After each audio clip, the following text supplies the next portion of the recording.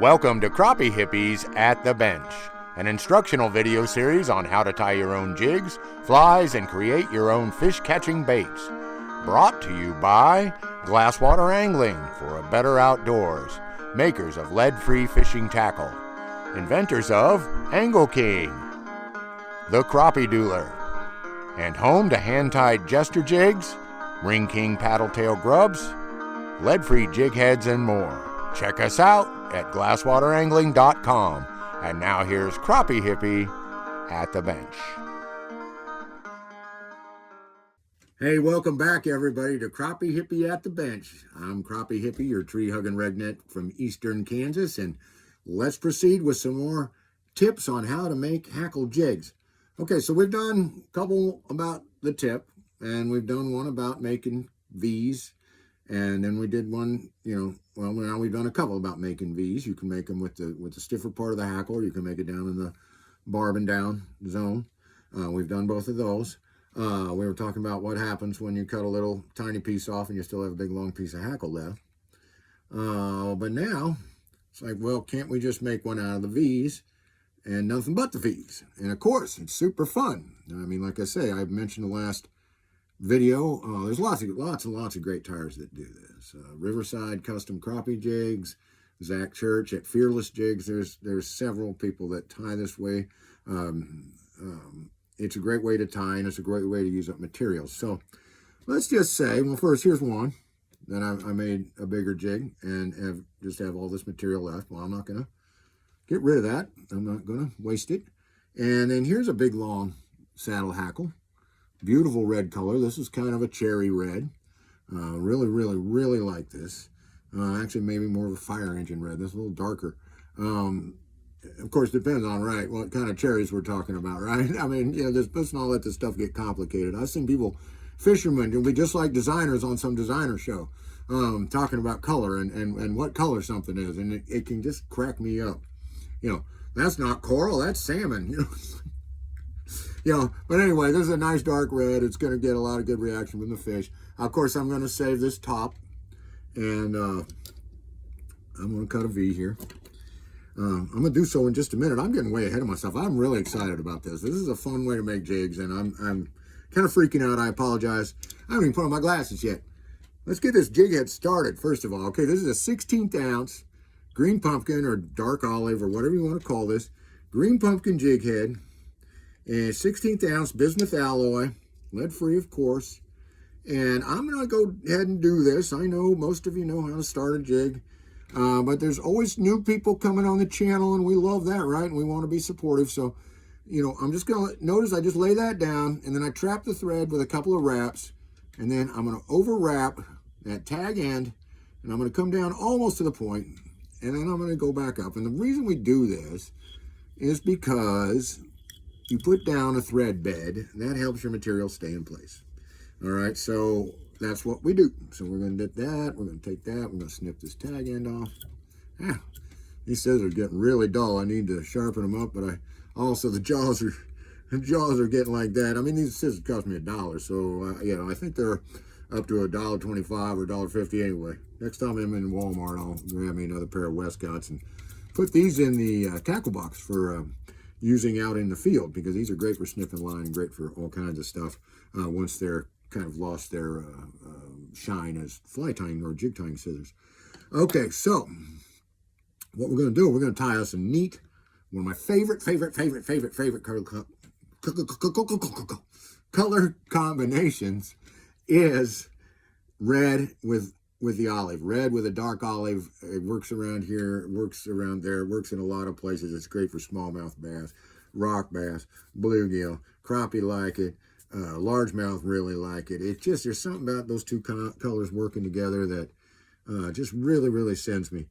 Okay, so now we're going to get some olive in here, and we're going to cut some V's now. We're going to cut quite a few. I'm going to put 4 on each side, so this is going to be a really kind of a dense jig with a lot of layering. Now, of course, I have one where I already made a jig and cut it out of there. And so I'm going to make more V's with this. And then I got this hackle tip. They got a little chew mark here. Can you see that? Can you see where it's got that bite out of it?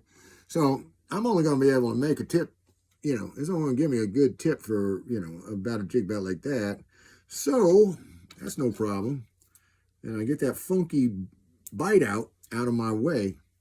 And I'm going to put that over there, okay? And then I'm going to take and make V's with the rest of this. And what I'm going to do, and you can comb this out, kind of down, get it out of your way, see where you want to cut. But you still want to come in, you know, angled along. You know, I'm taking it clear off camera, that ain't helping. You want to angle your scissors along this angle here, okay? So you don't lose your V's. So you're going to come in and snip. There's one. And I'm going to comb this back up. I'm kind of look at what I got left, okay? I'm going to come down in here. I want one about that big. It's going to be a little bigger than an accent V. There's two. There we go. And we're going to get one more right there. And we are so saving that Barbie Fluffy because this is my prime color for little tiny, tiny jigs, is olive.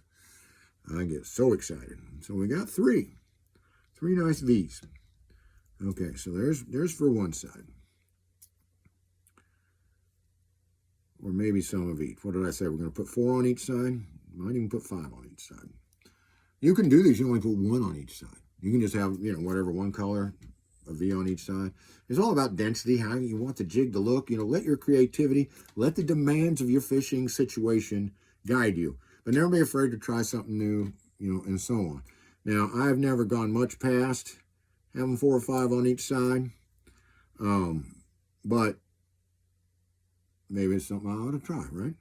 So anyway, coming in at my angle, and I got 2. And you can notice this fiber here is kind of getting long on me, but that's okay. That's okay.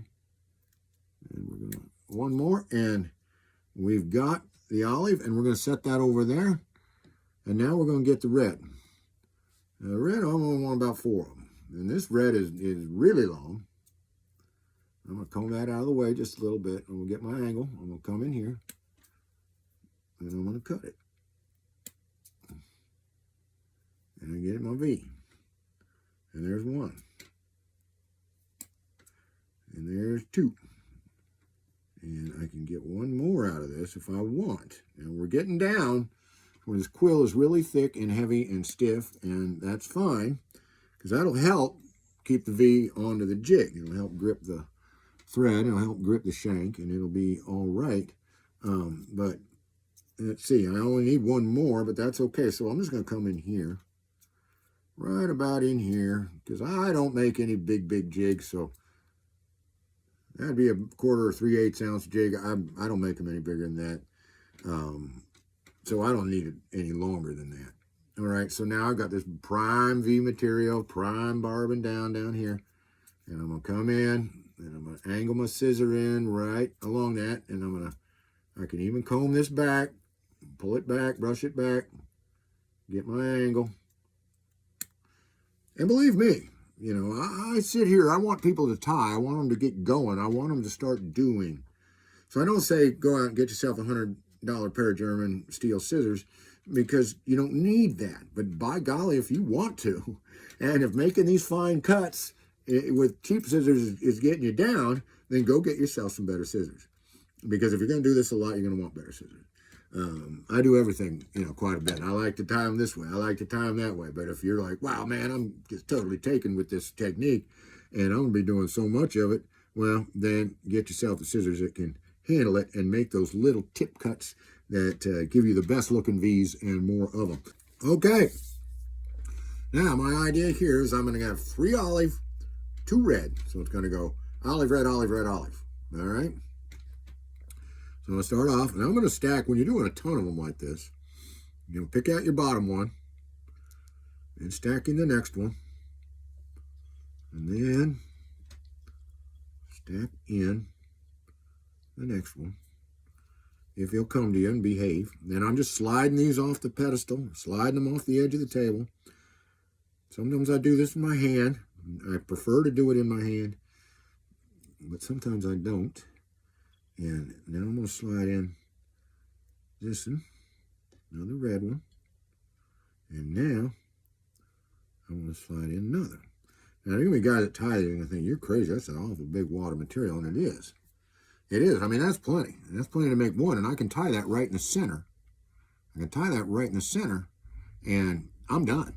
That's a great-looking jig. But what I like to do, or get in the habit of doing, is tie on each side, just like I would with a hackle, because that way you can stick a hackle in here, you know, you're making just an accent, and so on. However, you've got enough material right there to make a beautiful jig, and you can just tie that in, and we can chenille it up, and we can call it done. So I may be overdoing it, and you know, we debate a lot. You know, how much fiber should you have in a tail? I mean, we all know that you can take one piece of silicone or one small tiny pinch of marabou and have a, you know, what we call a rat tail or stubby butt or whatever you want to call it, you know, real thin, hardly any material back there at all, and it's going to work. We also know big puffball jigs, you know, they have their time too, where they look like a nice fat kind of shad type, slow descent and all that. So, you know, maybe I should have done this with 3 on each side, but I've done what I've done, and I'm done with what I'm going to do. And I'm going to tie this combo in there, and it's going to be righteous, and it's going to be great. And we get it in there, okay? And now, you know, see, that's even draped over the hook very nicely. But I got the, you know, now should I wander back there and get another jig head and just tie another jig? Nah, we're gonna make this a bomber of a tail that sinks nice and slow and looks nice and fat and juicy. Big springtime crappie and hungry. You're going to want that fat jig. So putting them in, I'm going to stack them up. And there we go. I laid down an olive first, then a red, then an olive on top of that, then a red. And now I'm putting my last olive because I want olive on the outside, on both sides. And I want the red kind of in a reveal situation. And now I've got this V, okay? And a beautiful V. All this material. Now I'm going to bring this in. I'm going to look, make sure my length in here is good. And I'm just going to pretend this won't rotate, okay? I'm just going to do it like I used to have to do it. I'm going to kind of like that. All right, we're going to put that in there. And we're going to take, oh, I got one that's trying to sneak away on me. Don't go away. Don't go away. Come on, stay with us. Stay with us. There we go. And pull it straight down. I'm going to have a look. Oh, baby, I'm loving every minute of this. I'm loving every minute of it. But what's happened is one of my feathers has absolutely dropped out on me, but that's nothing to cry about. Didn't quite get my stack the way I wanted it. Wondered why there was so much red on the outside of this. And it's like, well, that's because you lost one of your outside olive feather. We're tight. All right, and now to make this even more fun and more true to my pattern, we are going to put a piece of red crystal flash in there. And this is crystal flash, and it's a great, I mean, it's not usually used as an accent material, but you can make a skirt out of it. I even saw a guy make spinnerbait skirts with this, and I mean, like, dude, you must have some bucks because you're making a skirt out of this. Well, you probably get 3-4 skirts out of this whole thing. These things cost between $5 and $10, depending on where you buy them. So, yeah, he must really like that look because he's certainly paying the price. But all we want is one strand. And we don't even want the whole strand because we're going to double over. And we're going to get with the professor, or maybe I'll just do it. I don't know. We're going to talk about ways to tie this on. I got my ways. He's got his ways. We all like to use it. Okay, so now I've taken half that strand. But you know, it's just, everybody's got their way of doing things, right? And I'm going to make this a 2-strand accent. So I'm doubling over again. Sometimes just 1 strand. You know, very, very effective. But since I got a lot of red going on in here already, like if this was all olive, I'd probably just use 1 strand. Okay? Make sure we have enough material. These are nice and even. I didn't quite get it in the middle. These aren't quite, you know, even, but I've never been real good about that sort of thing. Now, Kathy, my wife, she she can cut things. I mean, she can take a piece of wire and say, I think that's about the middle, click, and those things will match up perfectly 8 times out of 10 and only be about that far off the other 2 times. So some of us have it, some of us don't. You know, it's like my buddy Dan. He fixes cars. He can just go, oh, that nut's a 7/16. He can just tell by looking at it. Now I can't. I try to get things even. I try this like that and all that. Now you can either tie it here on top and drag things into place. I like to tie it on the side. I'm just going to take 1, 2, 3 turns around it, and then I'm going to bend these 2 over like so, and then I'm going to grab the whole shooting match and I'm going to pull it out here, and I'm going to look at it, and I like what that's doing. It's reflexed out a little bit, and that's okay. This one up here is trying to wander on me, so I'm going to come back down. That's why you want to leave a little room. That's why you want to tie in a little ways up the shank so that you can stay with your, okay, so now this is all flared out, and that's fine. That looks good to me. Because once it gets wet, those are all going to just lay against the body anyway. All right, I'm going to get the rest of these fibers out of the way. I'm going to look at it, and I think it's just fine.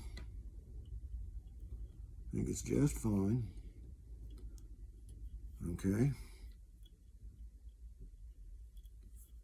There we go. All right.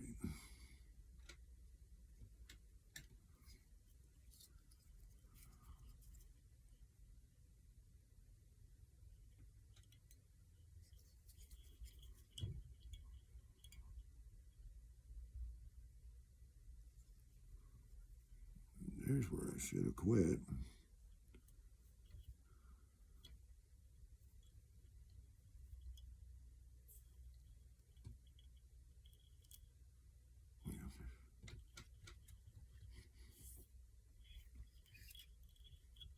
Okay, we got it in there, and they're kind of sprung out on me, but that's okay. It'll be like that. And then I got this little extra. I'm going to pull this even, and then anything that's out beyond the end of the tail fibers, I'm going to get rid of. So now they're more even. We're going to cut that off. Those look great. Don't get too worked up about it. It looks absolutely fine. Now, we're going to go ahead and chenille this, and I got this color chenille. This is another New Age chenille, and what New Age chenille is they take, they're making like regular chenille, but then they lay fibers across it the opposite way of tinsel or a contrasting color or both, and then they somehow as the one yarn is getting twisted together, it twists this into it, and then it gets cut, out. I don't do textiles. That wasn't a very good explanation, but I don't know how yarn is actually made. But I did read an article where the guy's like, it's a matter of one yarn going one way and then your accent material going the other way. And I think a lot of the ideas on how to do this, because you can buy this type of chenille, is kind of expensive. It's very, very tough, very, very sparkly, very, very fun to work with. It's called Antron.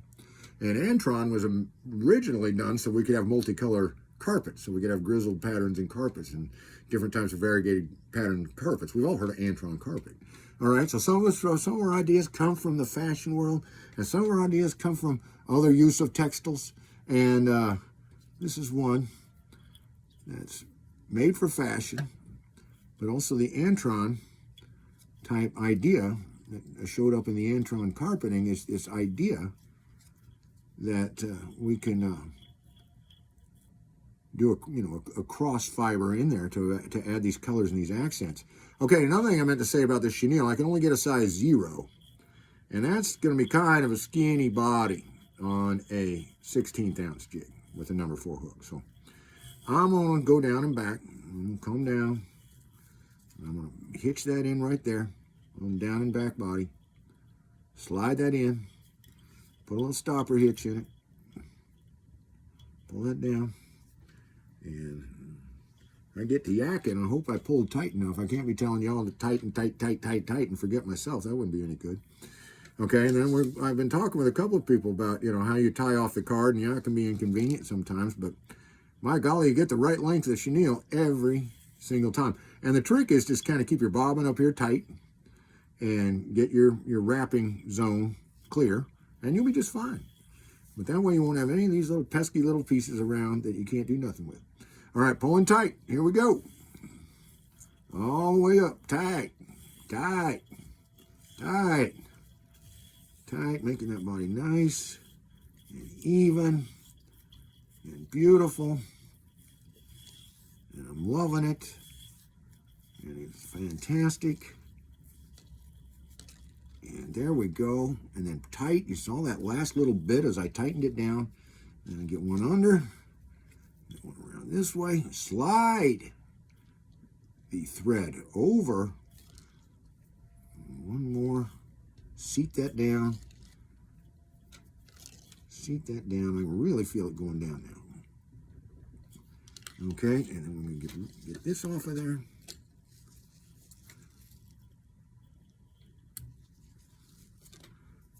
All right, and then we're just going to do our hitch. 1, 2, 3, 4, 5. Pull that down. And I'm probably going to say this every video, that's plenty. But I'll throw another 1, 2, 3 up here. Just in another spot. Make sure. And it also gives me a chance to see if I haven't flubbed up and gotten a big bunch of thread moved in here.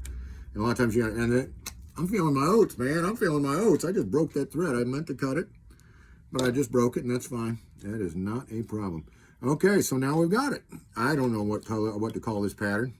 All I was telling you it's good. And my Bloody Olivetine, maybe, huh? But anyway, there's you got it. And you get out with a jig like this, and you are going to have yourself a ball. And if you don't have all this fancy stuff, that doesn't matter. Just combine some red and some olive in a jig for me, would you please? You're going to have some fun with that. Alrighty, that's how to tie a tail with nothing but V's.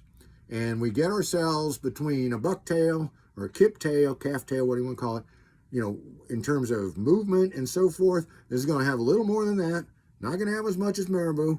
Not going to have quite as much as a hackle tip tail, depending on how long that is, and like that. But this makes a wonderful, wonderful, effective jig. Come on, you got to know. You want to take that out right now. I know I do. As soon as I'm done with this video, I might be heading out the door. So, y'all, tie yourself up, some olive and red patterns. Tie yourself up and save those hackle V's and use them to tie patterns, because you can come up with some really fantastic, really effective jigs. Thanks for watching today. This has been Crappie Hippie, your tree-hugging redneck from eastern Kansas, saying tight lines and Valentines. Peace out.